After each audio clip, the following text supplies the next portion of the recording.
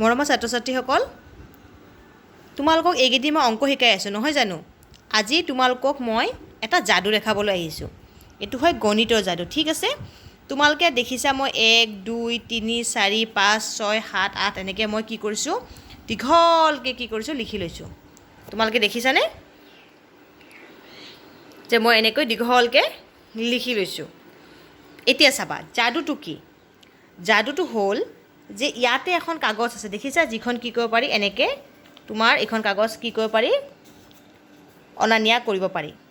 ঠিক আছে এতিয়া মই তোমালোকক দেখাম এটা যাদু দেখাবা চাবা ইয়াতে তোমালোকে কোৱা 3 + 5 কিমান হয় উত্তৰ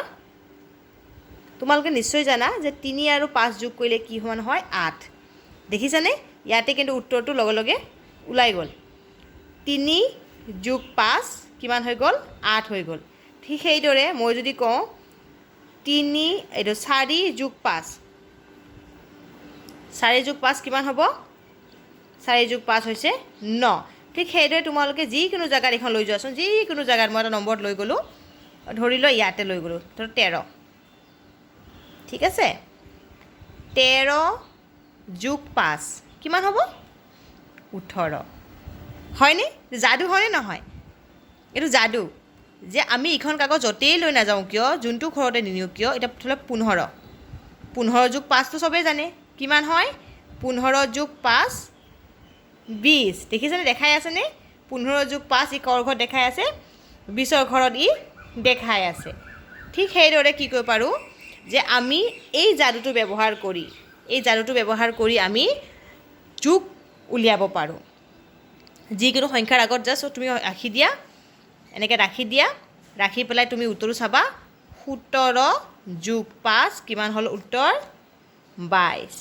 ভাল লাগিছেনে বাৰু তোমালোকৰ ঠিক সেইদৰে আমি কি কৰিব পাৰোঁ এইটো ব্যৱহাৰ কৰি আমি বিয়োগো কৰিব পাৰোঁ যেনেকৈ চোৱা 6ৰ পৰা 5 গ'লে কিমান 1 দেখিছা এইটো যদি আমি অলপ আগলৈ লৈ যাওঁ তে দেখিবা যে 11ৰ পৰা 5 গ'লে কিমান হয় 6 তাৰমানে 11ৰ পৰা যদি আমি 5 বিয়োগ কৰি দিওঁ তেতিয়াহ'লে আমি কিমান পাম 6 পাম ঠিক সেইদৰে আমি যদি এইটো আগলৈ লৈ গৈ থাকোঁ ধৰি লওক 20ৰ ওচৰত লৈ গ'লোঁ যে 20ৰ পৰা 5 গ'লে কিমান হ'ব 20ৰ পৰা 5 গ'লে কিমান হয় 15 হয় ভাল লাগিছেনে বাৰু চাই ভাল লাগিছে তোমালোকৰ গতিকে এইটো কি ধুনীয়া যাদু নহয়নে তোমালোকে কিন্তু এইটো ঘৰতে বনাব পাৰা চাবা কিন্তু এইখন কিন্তু এখনে কাগজ ইয়াৰ ইটো মূৰে আছে যোগ আৰু ইটো মূৰে আছে বিয়োগ তোমালোকে বস্তু ধৰিব পাৰিছানে ইফালে 1 2 টো ইফালৰ পৰা আৰম্ভ হৈছে বিয়োগৰ ক্ষেত্ৰত কোন ফালৰ পৰা আৰম্ভ হৈছে সোঁহাতৰ পৰা 1 2 আৰম্ভ হৈছে আৰু যোগৰ ক্ষেত্ৰত কি হৈছে উল্টা ফালে ইয়াৰ পৰা 1 2 টো বাও ফালৰ পৰা 1 2 টো কি হৈছে আৰম্ভ হৈছে তোমালোকে বস্তু মন কৰিছে চোৱা উল্টা হৈ যায় কিন্তু এইটো উল্টা হৈ যাব এনেকুৱা ইফালে যদি এনেকৈ লিখিছোঁ ইয়াত 14টো যদি ইয়াত লিখা আছে ইয়াত 14টো কেনেকৈ লিখা আছে উল্টা ফাল লিখা আছে এইটো বস্তু তোমালোকে মন কৰিবা আৰু ঘৰত বনাবলৈ চেষ্টা কৰিবাচোন ঠিক সেইদৰে মই 5ৰ জেগাত এইবাৰ এটা নতুন লৈ আহিলোঁ কি 6 আনিলোঁ দেখিছা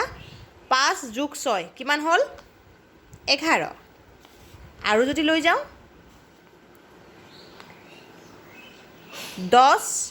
+ 6 কিমান হ'ল 16 নহয় জানো একেই আগৰটো নিচিনা উল্টাই দিলোঁ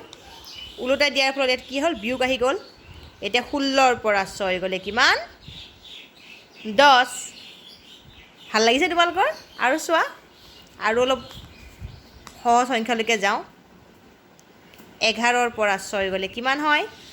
11ৰ পৰা 6 গ'লে কিমান হয় 5 হয় তাৰমানে তোমালোকে যদি ইয়াতে এনেকুৱা ধৰণৰ বনাই ল'ব পাৰা তেতিয়াহ'লে তোমালোকে কি কৰিব পাৰিবা বিভিন্ন ধৰণৰ নম্বৰ 1 2 3 4 5 6 যিমান ডাঙৰ নম্বৰ লাগে তোমালোকে বনাই পেলাই তোমালোকে এইটো যাদু তোমালোকে কি কৰিব পাৰিবা নিজে কৰিব পাৰিবা এইটোক আমাৰ গণিতৰ যাদু এইটো এটা যাদু হয় তোমালোকে ঘৰতে বনোৱাৰ চেষ্টা কৰিবাচোন ভাল পাবা বনাই চেষ্টা কৰি চাবা আৰু মোক জনাবাচোন কেনেকুৱা লাগিল তোমালোকৰ